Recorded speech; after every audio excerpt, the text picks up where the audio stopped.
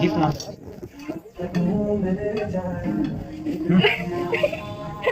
Oh my god, my key!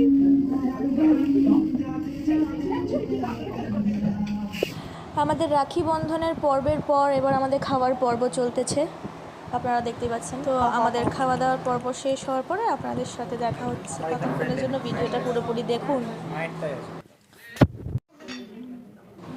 This is the most handsome boy with the innocent face but very much badmash.